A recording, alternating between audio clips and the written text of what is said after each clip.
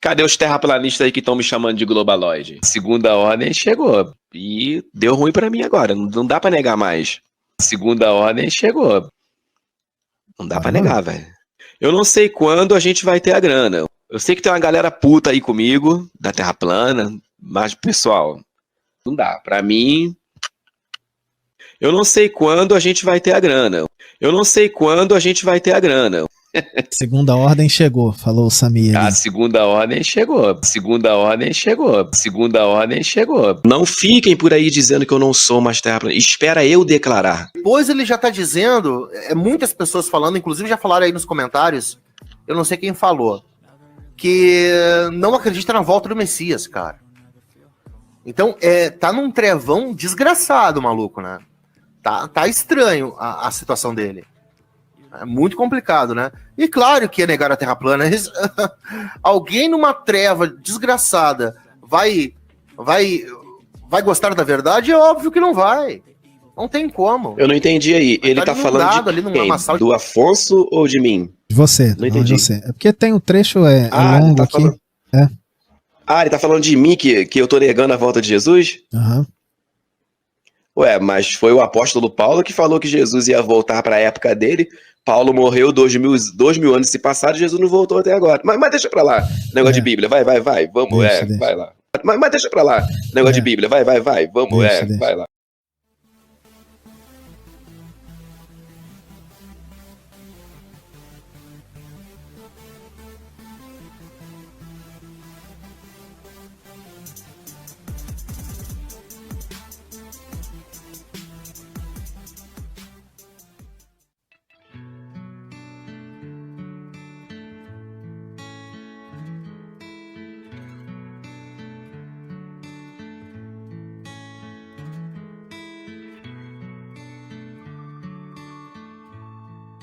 E aí pessoal, beleza? Vamos lá para mais um vídeo. E esse vídeo aqui que eu quero gravar, tá? Deixa eu fechar isso aqui. Tirando uma dúvida aí, principalmente dos meus inscritos lá no grupo de membros, tá certo? Obviamente esse vídeo vai sair primeiro para eles, depois vai sair aí para vocês no geral, tá bom? Mas rolou uma dúvida sobre uma suposta treta que possa vir surgir.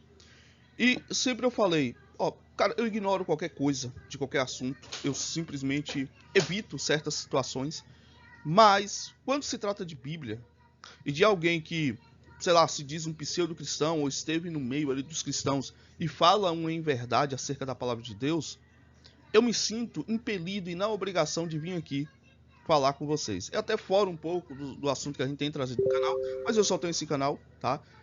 Ainda não me programei para abrir outro só para expor esses assuntos de questões bíblicas, então eu uso o espaço que eu tenho para atingir as pessoas que eu preciso atingir, né?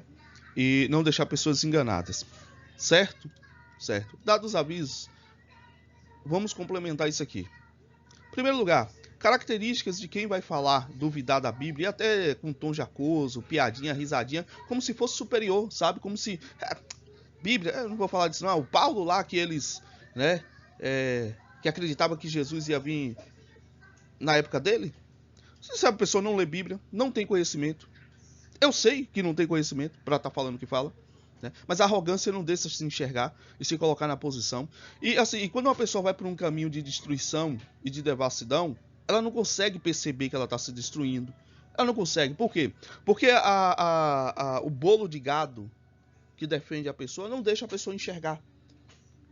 Então ela vai pro fundo do poço, ela vai caindo, ela vai se destruindo, ela vai abandonando, não amizades que tinha, mas enfim, você entende, abandonando coisas do passado que levaram ela a ser o que é, que ajudaram a ser o que se tornou.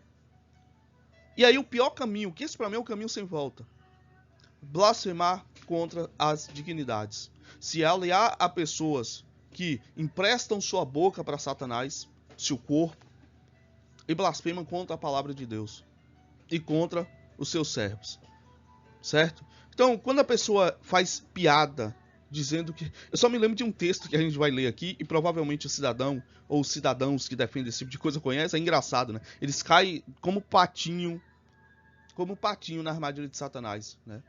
Mas enfim, Então, o texto supracitado pelas pessoas é um texto que está aqui em Tessalonicenses. Cara, é um texto tão claro, é um texto tão límpido. O ideal, pessoal, para vocês entenderem de arrebatamento, o ideal é ler todo Tessalonicense. Primeira e segunda. O ideal. Mas, como eu não quero tomar muito tempo dos senhores, tá? Eu só quero deixar claro a canalice de quem se presta a falar do que não sabe. Eu vou ser direto. 1 Tessalonicenses, capítulo 4. 2 Tessalonicenses, capítulo 2. Só isso. Só isso. Não vou me alongar mais, tá bom? Lembrando, pessoal, quem quiser participar do nosso grupo de membros, é só se tornar membro aí no canal, tá certo? A gente discute essas coisas com maior facilidade lá e mais tempo, é óbvio. Porque é um vídeo que a gente faz um vídeo e acabou. Mas em um grupo a discussão ela vai, né? Ad um eterno, tá? Agora, para vocês entenderem o contexto de Tessalonicenses, Paulo vai falar o tempo todo sobre a vinda de Cristo e arrebatamento. Em nenhum momento Paulo vai dizer, ó, eu espero Jesus na minha época, no meu tempo. Mas tem gente que enxergou isso em algum lugar aqui. Tá? E aqui ele vai falar, né? Ele vai dar diversos conselhos, entendeu? Sobre a palavra de Deus. Ele vai falando e ele entra aqui na questão da glória, de galardão, de...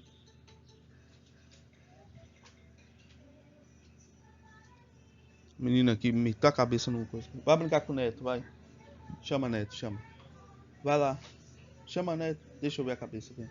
Calma aí, pessoal, um minuto, que a menina bateu a cabeça, não. Foi o quê? Bateu? Foi? Foi. Vai lá falar com o Neto, vai. Vai. Vai que eu tô gravando aqui, vai. Tá bom. Tá, aí vocês leem aqui. Mas vamos pro 4 aqui logo. Tá. Aí Paulo inicia da seguinte maneira. Finalmente, irmãos, vos rogamos e exortamos no Senhor Jesus que assim como recebestes de nós, de que maneira convém andar e agradar a Deus, assim andai para que possais progredir cada vez mais, porque vós sabeis que mandamentos vos temos dado pelo Senhor Jesus, porque esta é a vontade de Deus, a vossa santificação, que vos abstenhais da fornicação. Isso aqui é porque Jesus só quer coração, né, na cabeça de muita gente. Que cada um de vós saiba possuir o seu vaso em santificação e honra, não na paixão da concupiscência. O vaso é corpo, tá? É como os gentios que não conhecem a Deus. Ninguém oprima ou engane o seu irmão em negócio algum, porque o Senhor é vingador de todas as coisas, como também antes vos lhe dissermos e testificamos, porque não nos chamou Deus para a imundícia, mas para santificação. Portanto, quem despreza isto, não despreza o homem, mas sim a Deus, que nos deu o seu Espírito Santo. Quanto, porém, ao amor fraternal, não necessitas de que vos escreva, visto que vós mesmos sabeis e estáis instruídos por Deus que vos ameis uns aos outros, porque também já assim o fazeis para com todos os irmãos que estão por toda a Macedônia, exortando-vos, porém, aqui ainda, nisto aumenteis cada vez mais, e procurai viver quietos e tratar dos vossos próprios negócios e trabalhar com vossas próprias mãos, como já vos tenho mandado, para que andais honestamente para com os que estão de fora, e não necessitais de coisa alguma. Não quero, porém, irmãos, que sejais ignorantes acerca dos que já dormem. Aí Paulo entra dando um conselho sobre as pessoas que já morreram em Cristo, para que não vos entristeçais como os demais que não têm esperança. Porque se cremos que Jesus morreu e ressuscitou, assim também aos que em Jesus dormem, Deus os tornará a trazer com ele. Dizemos-vos mais isto, pela palavra do Senhor, que nós, os que ficarmos vivos para a vinda do Senhor, não precederemos os que dormem. Paulo está falando dele aqui especificamente. E ele fala o quê? Pela palavra do Senhor. Nós, os que ficarmos vivos, ele está falando ele está falando nós aqui dessa época. As pessoas têm que entender que a palavra ela é atemporal. E Paulo escreveu isso para todas as igrejas, em todas as épocas, que é isso que está escrito. Tanto em Coríntios, Pedro também, quando vai fazer a oração, que é uma oração linda, maravilhosa. Eu não me lembro se está em 1 Pedro, mas quando ele faz a oração ao Senhor, ele fala o quê? Para alcançar a todos, em todas as épocas. Aí quer dizer que esses homens aqui, eles se enganaram sobre a época. Eles não marcaram datinha, mas mesmo assim eles se enganaram. É isso que você está querendo dizer. Se você lesse todas as cartas de Paulo, ia ficar muito claro Que Paulo, quando Paulo fala isso aqui, ele está falando em um contexto geral, atemporal. Ele não está marcando data. Ele está deixando claro para aonde essa carta dele chegar, para todo cristão entender que aqueles que morrem, eles vão ressuscitar em Cristo. Quem morreu primeiro? Pedro ou Paulo ou João? João também se enganou, não é isso? Porque João vai falar da mesma coisa lá em Apocalipse. E João morreu depois de Paulo. Bem depois. E escreveu o Apocalipse depois de Paulo. Bem depois. Ué. Aí quer dizer que João não tinha acesso ao Espírito Santo, enganou Paulo, enganou João sobre a vinda? Ah, tá. Aí Paulo, depois que ali próximo de morrer, escreveu todas as cartas, ele ia morrer, né? Paulo ia morrer, escreveu todas as cartas, mas isso aqui ele se enganou. Ele não pôde corrigir isso de alguma forma. Ou isso aqui não acabaria com a moral de todos os cristãos da época, Paulo defendendo um arrebatamento que não aconteceu e ele morreu antes. Então a sua lógica que de quem defende essa baboseira é isso, baseado em um texto que eles não conseguem entender que a escrita da Bíblia ela é para todos os povos aonde chegaria a escrita. Que é por isso que Pedro faz essa oração visando os crentes e aqueles que ainda virão conhecer a fé. Certo, vamos continuar. Porque o mesmo Senhor descerá do céu com alarido e com voz de arcanjo e com trombeta de Deus, e os que morreram em Cristo ressuscitarão primeiro. E aqui ele já começa a citar 2 Tessalonicenses, a gente vai lá daqui a pouco, que tem um link lá com Apocalipse. Depois nós, os que ficarmos vivos, seremos arrebatados juntamente. É falta de interpretação de texto, né? Vai entender, né? Esse cara pós-graduado, não sabe ler o negócio direito. Juntamente com eles nas nuvens, ao encontrar o Senhor nos ares. E assim estaremos sempre com o Senhor. Portanto, consolai-vos uns aos outros com esta palavra. Paulo está falando assim na nossa época? Não. A escrita, um exemplo, quando Jesus cita Mateus 24, foi para que época? Foi para quando ele estava vivo, para os judeus da época dele? Vamos dizer também que o que Jesus falou não aconteceu na época dele, portanto é errado, né? Porque Jesus dá as mesmas previsões. Tá certo.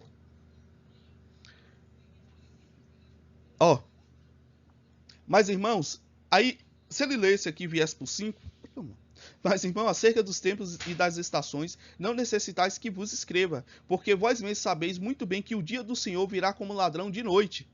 Como é que Paulo esperava, se ele não sabia o dia exato? E ainda ele fala, irmãos, não se preocupe com isso, tá? Ele termina falando da vinda do Senhor e fala, não se preocupe, porque o dia do Senhor virá como ladrão. Pois que quando disserem a paz e segurança, então lhe sobrevirá repentina destruição, como as dores de parto, aquela que está grávida, e de modo nenhum escaparão. Mas vós, irmãos, não estáis em trevas para que aquele dia vos surpreenda como ladrão, porque todos vós sois filhos da luz e do dia. Nós não somos da noite nem das trevas. Não durmamos, pois, como os demais, mas vigiemos e sejamos sóbrios, porque os que dormem, dormem de noite, e os que se embebedam de noite. Mas nós, que somos do dia, sejamos sóbrios, vestindo no coração a couraça da fé e tendo por capacete a esperança da salvação, porque Deus não nos destinou para a ira, mas para a aquisição da salvação por nosso Senhor Jesus Cristo, que morreu por nós para que, quer vivamos, quer durmamos, vivamos juntamente com ele. Por isso exortai-vos uns aos outros e edificai-vos uns aos outros, como também o fazeis. E rogamos-vos, irmãos, que conheçais os que trabalham entre vós e que presidem sobre vós no Senhor e vos admoestam, e que tenhais em grande estima e amor por causa da sua obra, tende paz entre vós. Rogamos-vos também, irmãos, que admoestais aos desordeiros, consolei os de pouco ânimo, sustentai os fracos e sejais pacientes para com todos.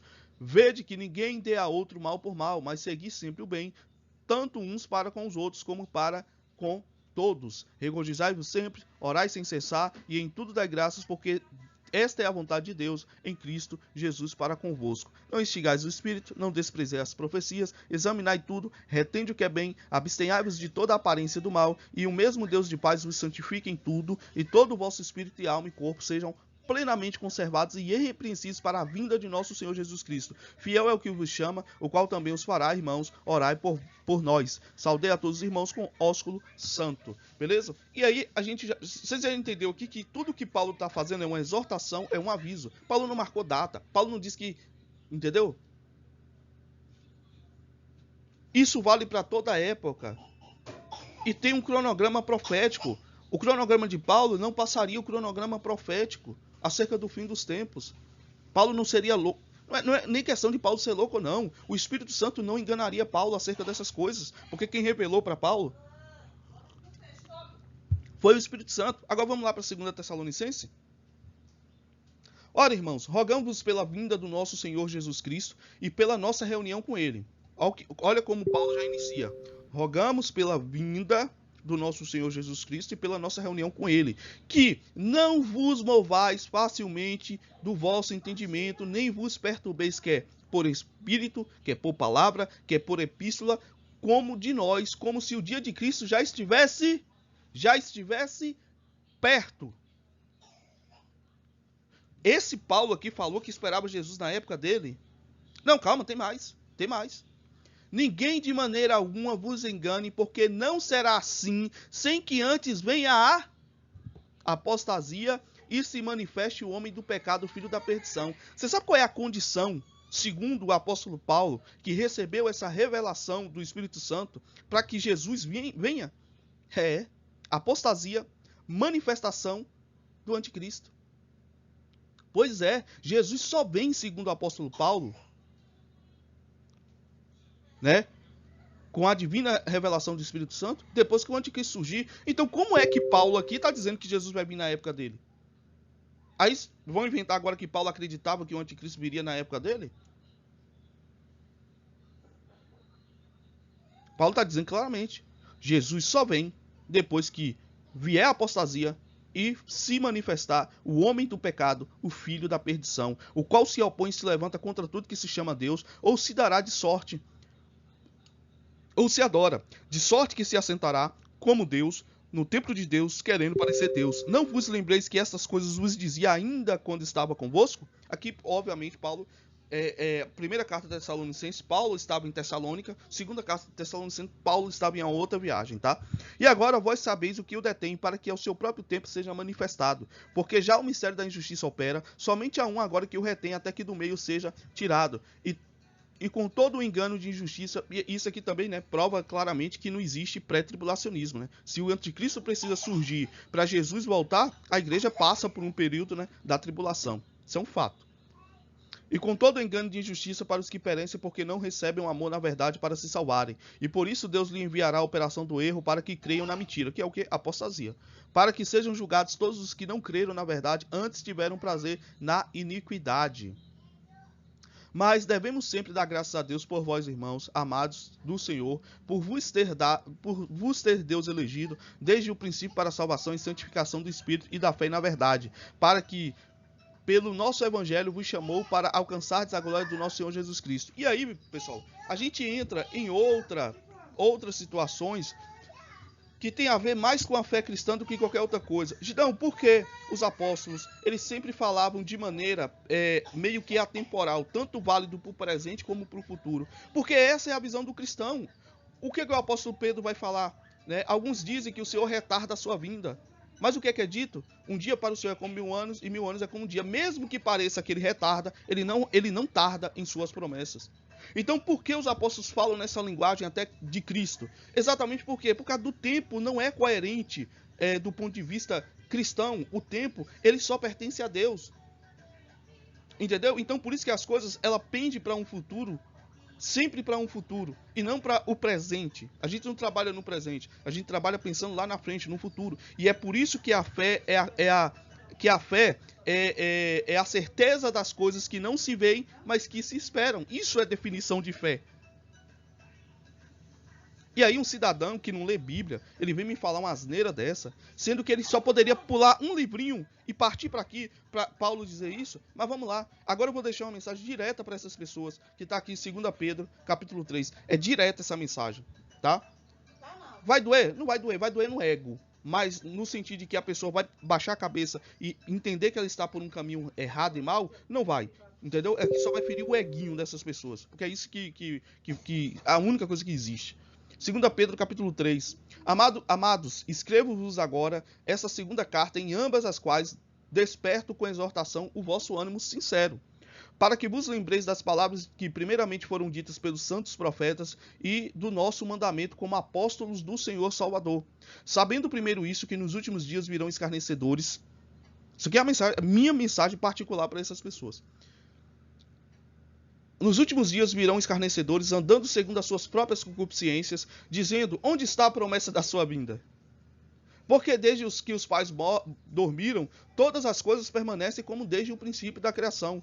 Eles voluntariamente ignoram isso, que pela palavra de Deus, já desde a antiguidade, existiram céus e a terra, e que foi tirada da água e no meio da água subsiste. E ainda, essas pessoas caminham para a dúvida da verdade que está contida na Bíblia, que é sobre a criação. Mas se o cara ignora, faz piadinha com a vinda de Cristo, vocês querem o que mais? Vocês querem que ele defenda o quê? Que tipo de verdade?